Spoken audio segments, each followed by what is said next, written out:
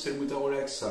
Alors aujourd'hui, on va apprendre avec la TRK qui s'applique aussi sur d'autres motos, comment faire une vidange. Rien de plus simple, vous aurez besoin d'un filtre à huile. Bon, bah ça c'est pour une grosse vidange, hein.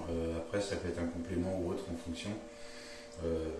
Un complément n'est pas une vidange, hein. Donc vous pouvez faire une vidange, une semi-vidange sans changer le filtre à huile. Moi je le change à chaque fois. Maintenant pour la TRK, c'est le filtre HF 204. Voilà. L'huile utilisée, moi j'utilise de l'Aipon. C'est de la R4000 RS. Vous pouvez prendre autre chose, hein. À partir du moment où la vidange est faite régulièrement, ne vous inquiétez pas, ça va bien se passer. Donc c'est de la 10W40, 10 c'est l'indice minimal de température pour démarrer la moto, de façon à ce que ça remonte bien dans le haut du moteur et que ça ne l'abîme pas. 40 c'est la température maximale, c'est-à-dire que dans des régions tempérées en France, on peut être à 40, bientôt on va arriver aux 50 parce que les degrés commencent à monter, monter, monter, et plus ça monte, plus il faudra prendre un indice fort sur le derrière du W. Le froid, on va en avoir de moins en moins, donc 10 ça suffit bien amplement. Vous pouvez prendre du 5 si vous avez des ultra sportives, des choses comme ça avec un indice 5W50, des choses comme ça. Bon après, voilà, vous faites comme vous voulez. Pour cette moto, en tout cas, comme pour les trois quarts des motos, ça suffira amplement, c'est l'huile de synthèse. Maintenant, sur des modèles qui sont plus vieux, l'huile de synthèse, ce n'est pas une obligation. Vous pouvez même monter en grade de 15 au lieu de 10, voire 20, suivant le moteur. C'est-à-dire que plus votre moteur va être usé, plus les segments frotteront moins contre la paroi du cylindre. Ce qui veut dire qu'il faudra une huile plus épaisse, de façon à faire une bonne jonction et que l'essence ne passe pas par-dessus ça. Donc voilà, c'est tout con, c'est comme ça, les moteurs modernes, du 10W40, c'est une moyenne chez les motards, sachez-le. Et puis, vous avez aussi votre embrayage qui est pris dans la mécanique. On n'est pas comme sur une voiture avec un embrayage à côté, différencié. Non, généralement, sur une moto, tout est intégré. Donc, 10WD40, enfin 10WD, pardon, non, ça c'est Azubrazo, ça. Azubrazo, je t'en veux, t'as avec ton WD40. Il en colle à toutes les os. Putain, je suis sûr qu'il snipe du WD40. De toute façon, il me l'a dit, il a un bidon de 5 litres, enfin bref. 5 litres hein, dans sa chambre. Enfin bon, je dis ça, je dis rien. Bref, pour revenir donc au 10W40, ça suffit amplement pour vos motos. Il vous faut un bac pour vidanger l'huile. Dans ce bac, vous avez deux éléments. Un élément pour récupérer l'huile, un élément pour que l'air s'échappe. N'oubliez pas d'enlever les deux bouchons, sinon ça va faire blop, blop, blop, blop, et vous risquez d'en avoir partout à côté. Voilà, c'est tout ce que j'ai à dire. Du sopalin ou du chiffon, une paire de gants adaptés.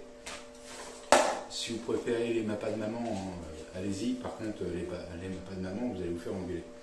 Pour le remplissage de solution, vous achetez un bac pour mettre l'huile directement dedans, ou le système bouteille scotch américain et puis un tube qui va bien dedans. C'est pareil, on s'en fout de toute façon du moment que ça rentre dedans. Voilà, c'est bon. Pour la TRK 502, c'est 3 litres d'eau avec un changement de filtre à huile. Sinon, c'est moins. Vous regarderez le manuel d'atelier ou ce qui est préconisé avec votre petit carnet. On le retrouve très très facilement sur les forums, sur les groupes Facebook, sur les groupes dans tous les sens, on trouve. Un petit bac pour mettre l'écrou, parce que quand on vidange, il y a un écrou hein, qu'on va vidanger. Une douille de 17, ou petite ou longue, articulée ou non. Une clé plate ou à cliquer comme vous voulez, de la rallonge au cas où, on ne sait jamais, ça peut servir. Et la chose principale, le dégraissant frein, parce que ça dégraisse tout. Alors c'est hyper efficace. Moi je m'en sers même sur mes processeurs pour enlever la plaque thermique, tellement c'est efficace. Ça fait 20 ans que j'utilise ça. Venez pas me chier dans les bottes en me disant que ouais tu vas défoncer ta carte mère machin. Écoutez les FDP de l'informatique, je vous emmerde, c'est comme ça. Ça marche excessivement bien ce truc là. Donc voilà, on y va, c'est parti. Allez. Bon alors, la vidange sur une TRK, ça se fait sur la gauche. Sur d'autres motos, c'est en dessous, notamment une Varadero par exemple, ou d'autres modèles. Et vous avez devant, là, ici, le filtre à huile qu'il faudra retirer. J'ai oublié de vous dire qu'il fallait une pince spéciale pour le filtre à huile. C'est-à-dire qu'il faut un objet comme ça. Voilà. On va serrer, je vous montrerai. J'ai mis le bac en dessous. D'accord. Il y a la béquille centrale qui va gêner un peu.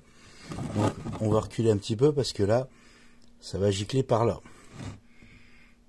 Un truc à faire, c'est dévisser le haut du bouchon.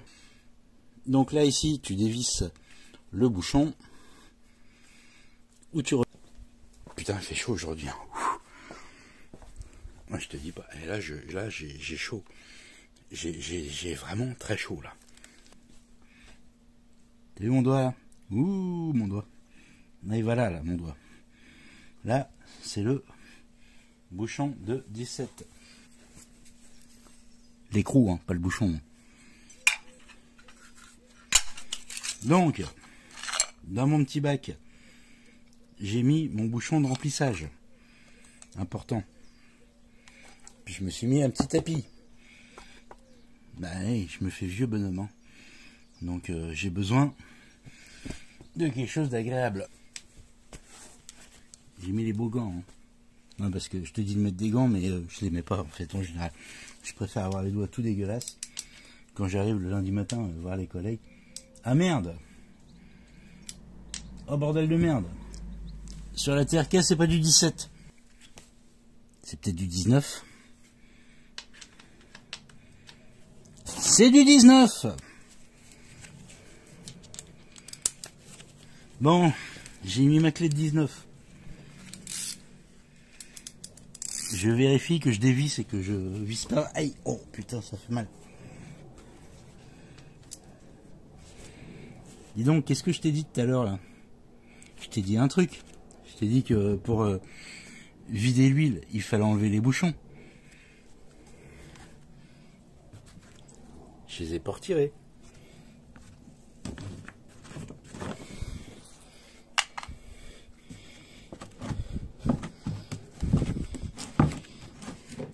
J'y suis allé comme une brute. Hein.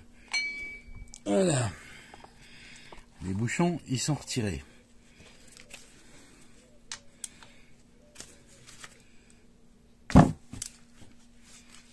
Ça y est. Ça va venir. Bon, tu vois, ça va être dégueulasse. Hein.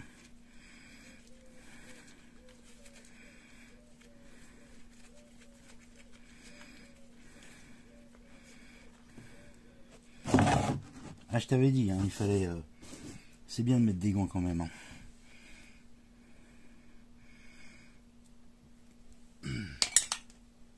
Alors, un truc, c'est que tu vois, le bouchon, là, il est aimanté sur la TRK. Et tu t'aperçois qu'il y a un peu d'émail hein, quand même. Hein. Donc, à faire très attention par la suite.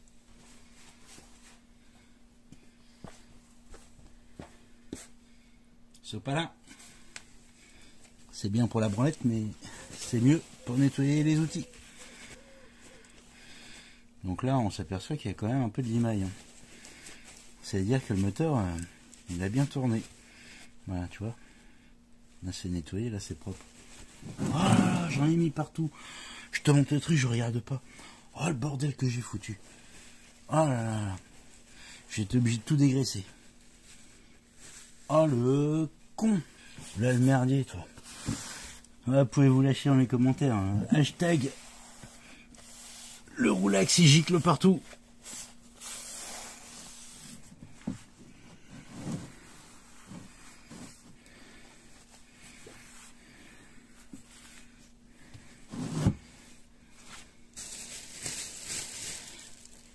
voyez pourquoi j'achète du déglace sans frein? Parce que là, ça va servir.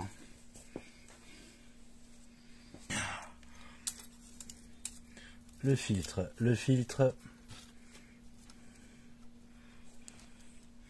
Alors, on le voit pas comme ça. Je vous le montre. Voilà.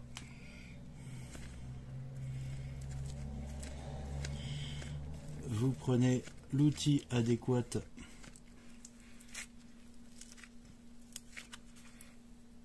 et vous dévissez tout doucement. Vous resserrez.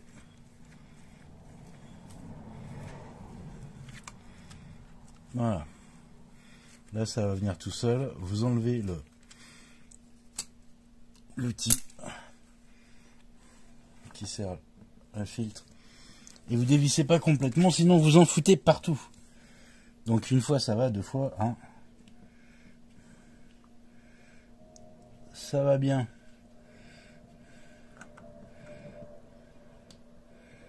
Et vous voyez, hein. Ah non, vous voyez pas.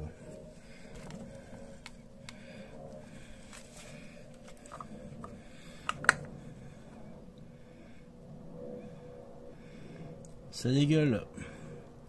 Si je retire, ça pisse. Voilà.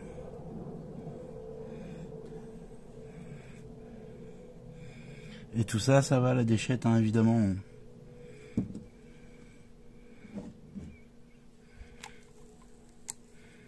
Vous étiez pas très droit, mais bon. Et là, on laisse couler.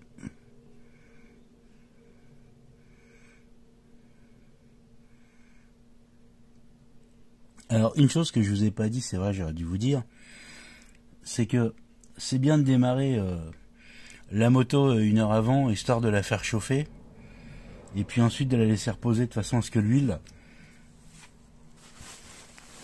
si elle est un peu épaisse, bah, elle le sera moins en fait en ayant chauffé, quoi. Alors, vite fait que je te montre le joint qui était sur mon bouchon. Je le trouvais énorme. Il rentre sur le pas de vis alors que tu as un creux, tu vois, derrière. Là, tu vois un creux, là. Non, rien, si tu regardes bien, là. Attends, on va essayer de faire un focus là-dessus. Voilà. Là, tu vois bien qu'il y a un creux derrière la vis. Bon, bah, regarde, le joint, là, comment il est positionné, il est trop gros. Donc, j'ai été en prendre un plus petit. Hop. Et ben, il s'adapte à merveille. Alors, je me demande si l'ancien proprio, il n'aurait pas perdu son joint.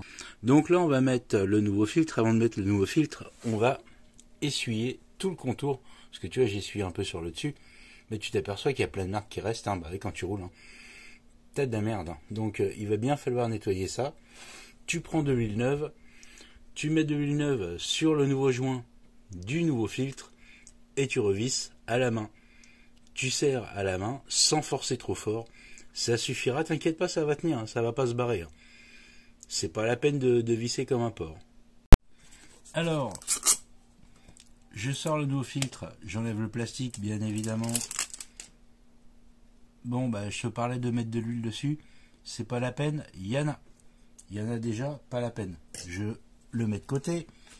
Comme diraient les cuistots, je le réserve. Voilà. Hop. Tu nettoies bien le contour de façon à ce que ce soit bien propre et que ton joint il soit bien efficient dessus. Voilà. Tu prends ton nouveau filtre, tu le visses.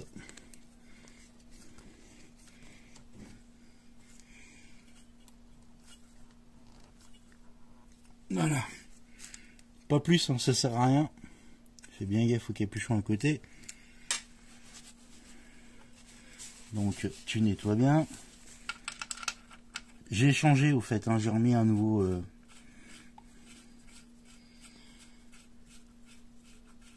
un nouveau joint.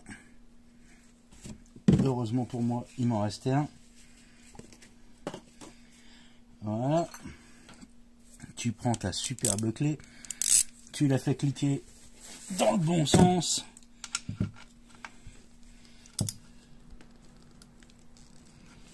Un petit coup, pas plus, ça sert à rien d'aller plus fort. Alors, à cette étape, t'as plus d'huile dans le moteur du tout. Donc là, c'est 3 litres d'eau. Donc, pour ce faire, c'est pas compliqué. Ça, c'est l'étape d'après, je te montre. Allez, on y va. Alors que je t'explique, je vais essayer de cadrer ça correctement. Mon astuce à moi, c'est tu prends l'entonnoir, un chiffon, tu nettoies bien ton entonnoir intérieur-extérieur. Je l'avais déjà fait auparavant, mais bon. Et puis, tu prends un serre-clips de façon à ce que ça ne bouge plus. Tac, voilà.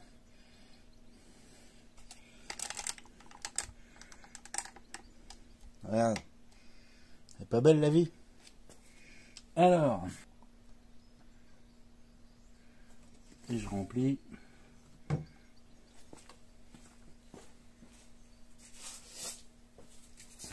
Donc là, au total, j'ai 3 litres. Et je suis au max du max. Tu revisses, tu démarres un coup, de façon à faire remonter l'huile dans le moteur, que ça tourne. T'attends un petit peu. Voilà, j'ai essuyé mon bordel. Je visse le carter. Voilà. Pas facile. Ouais, le chien, il aime bien que la moto elle démarre.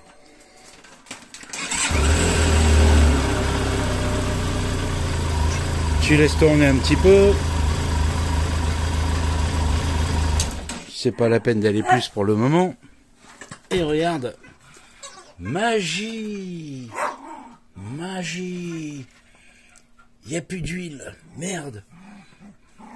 Donc tu vois, t'attends et ça va remonter. Tu refous ton bordel dedans, t'essuies bien pour pas en foutre de partout. Et tu vois, regarde le carton, ça sert aussi. Voilà. Et puis bah on recommence.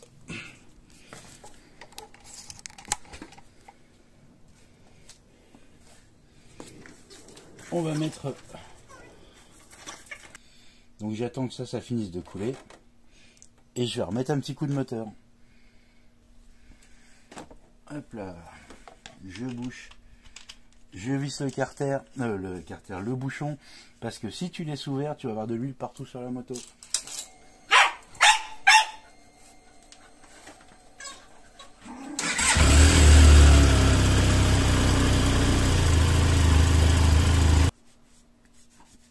T'attends 10 minutes, un quart d'heure.